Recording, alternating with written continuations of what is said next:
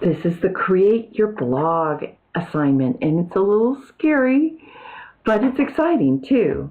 You can use your blog well past this course. In fact, you can use it for resumes and applications to grad school. Maybe you're wanting to serve on a board. This is a good example of what your scholarly work is like in college. So it can be a real asset to you well past this course.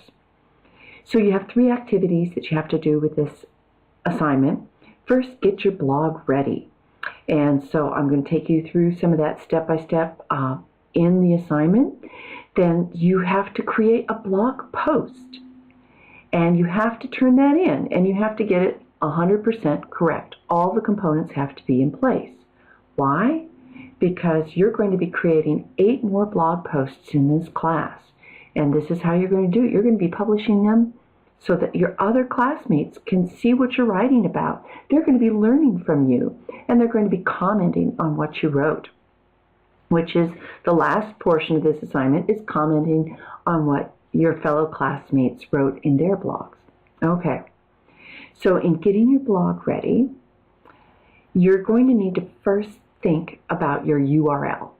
It's got to be something that kind of gives me a clue as to who you are, because if there's any problems and I need to try to do some sleuth work, it's easier if I've got some clue as to who you are in your blog URL. You don't have to include your full name, although I encourage you to do that, but some sort of hint. Then you're going to sign up for your blog through WordPress.com. And you might even want to get a couple of suggestions going for what your blog URL can be, because sometimes a blog URL is already taken on WordPress.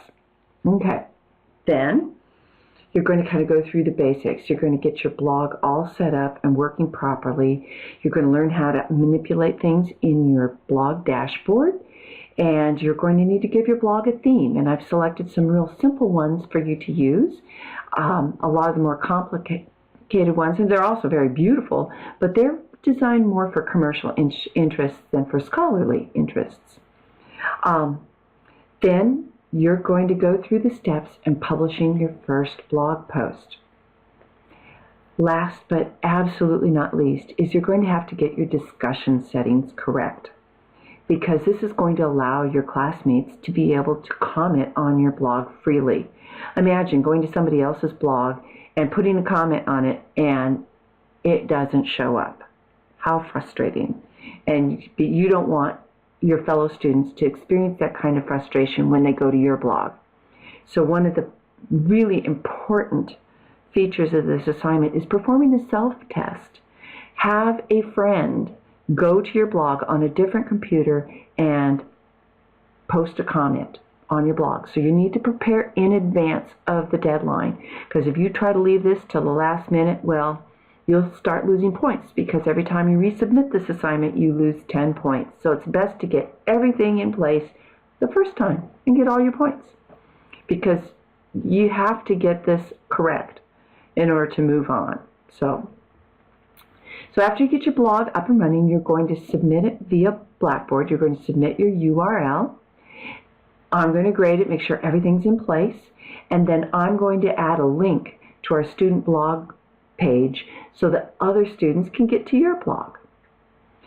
Then there's the comment portion, and you're going to see what other people have been doing on their blogs and listen to the music that they uploaded, because that's an important part of this class, is learning how to upload music to your blog. You listen to what they think is their favorite music, you're going to comment on it, and this is a way to prepare you so that you can do excellent work on your 8 future blogging assignments for this class. All right. I should say one last thing. If you find that you're really frustrated and not understanding what you need to do, there is help. Contact the e-learning center in Fairbanks, or I know the Kuskokwim campus has tech support available for you. They can guide you through and help you with this. Give them a call, and they'll be able to help you. They have staff there, and that's part of their job, is to be able to help you with these kind of tech issues. Okay, all right, I'm looking forward to reading your blogs.